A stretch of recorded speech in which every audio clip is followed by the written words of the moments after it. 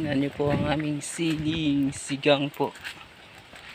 Nagkarahinog ng mga idol. Mga idol, ang daming hinog ng mga sili na to.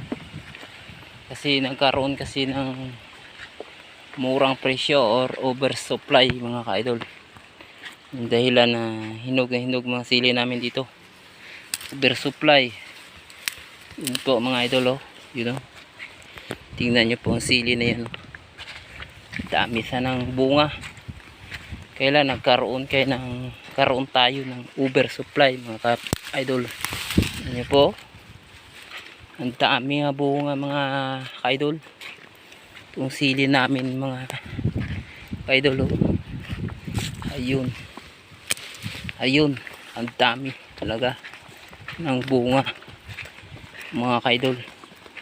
Nagkaroon kasi ng oversupply sa aming lugar mga idol, kaya hindi na pinitas namin mga sili na to. Naghihinog na lahat mga ka-idol. Ayun mga ka-idol, aming sili nagkaroon ng oversupply. Nararo na nga to mga ka-idol, kasi hindi na masyadong sobrang mura ng presyo dito ang sili, at saka nahihinog na to lahat. Nagkaroon po ito ng sobrang supply o oversupply mga ka-idol. Ayun, tingnan nyo po mga ka-idol, sobrang oversupply ng sili ng sigang sa amin. Yan, nagkaroon, pinabayaan namin to kasi alam nyo, talagang makita nyo talagang oversupply ng sili na to. Tingnan nyo po mga ka-idol, oh. Oversupply na sili namin sigang. Ang dami doon. Inararo na nga namin kasi hindi na talaga naagapan namin mga ka-idol. Yan yung sili namin niya, nagkaroon ng oversupply. Itong labuyo namin mga ka-idol, oh. Yun, wala pang hinog kasi bago lang pitasan mga idol. Hindi pa to nagkaroon ng oversupply, pero mura ang presyo. 100 per kilo lang mga idol, or 80 pesos ang isang kilo nito. Kasi sabi nila bagsak presyo daw, sabi buyer namin, kasi wala namang maraming kompetensya sa bandang galing Luzon ng mga biyahero mga ka-idol ng gulay.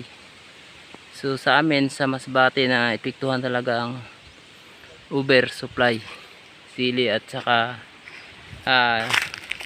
ibang mga produkto mga ka-idol. So ngayon nagpunla po ako dito ng sigang na sili, pero abutan to ng sobrang init ng panahon mga ka-idol, kaya nga parang nag-alanganin po ako nito sa pagtanim. Siguro kailan pa ito mag-ulan, nagkaroon ng ulan, at saka ito matanim mga ka-idol. Pero ngayon sobrang init, alagaan mo na to sa dilig araw-araw. Napakahirap, walang maghanap ng pandilig mga ka-idol. Ang aso namin, oh, tingnan nyo po ang aso namin nga pangit. Ayun, Tina, yun ang aso namin mga ka-idol, oh. Yun, dalawang anak niya. Ayan. Ayan.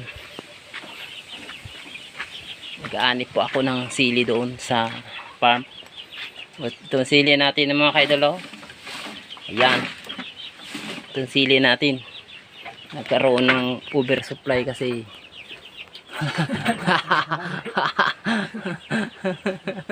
yun, know, dadami di doon mga kapartner. Partner, ang dami doon. Binali ko na nga yun, kasi ubos na pag-araro.